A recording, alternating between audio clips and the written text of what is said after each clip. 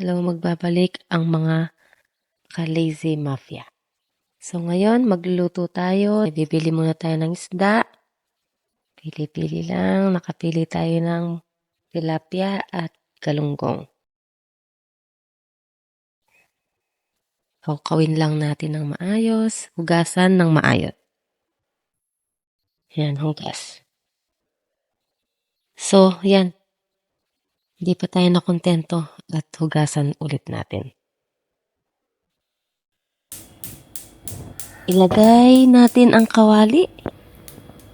Lagyan ng 1 litrong mantika. Charot. Lagyan ng 1 sakong asin. Yan. Islang natin ng maayos. And then, ilagay na natin ang tilapia at isunod ang galunggong. Yan. Baliktarin na natin, guys. Amoy sunog na yan.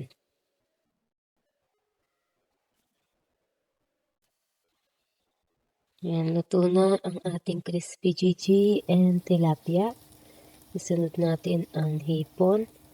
Ayan, bilisan lang natin. Dahil hinihintay na ang gunting na ninakaw natin. Charot.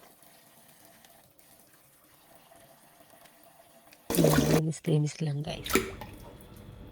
So, ibagad muna natin siya sa tubig. Lalangoy-langoy yan, guys.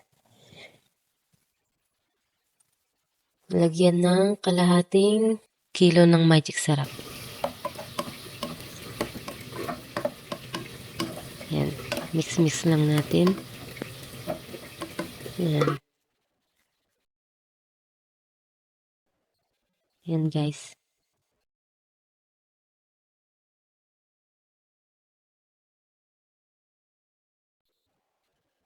Ayan, guys. Ang ganda ng kulay, guys. Tunay naman nakaka-inlove ang kulay niya, guys.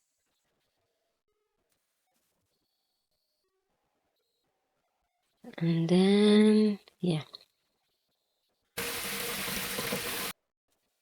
Sunod natin ng okra, guys. Yan, guys. Ilagay lang natin yan, guys. Diba? Sobrang greenish niya, guys. Sarap niyan, guys. Malutong yan, guys. Siyempre, yung talong, guys. Mas masarap yung talong na yan, guys. So, yung talong na yan, guys, iwain lang natin. Cut into 2 pieces. Yan, guys. Rituhin lang din natin yan, guys. Sarap niyan, guys. Medyo tostado na yan. Then, sa sausawan, guys, maghihiwa tayo ng kamatis. Hiwain lang natin siya, guys.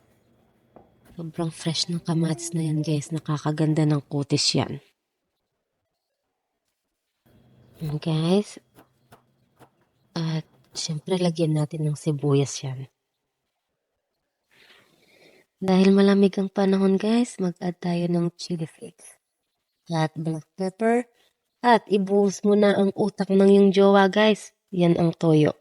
Lagyan natin ng lemon. Ayan na siya, guys. Oh, yummy.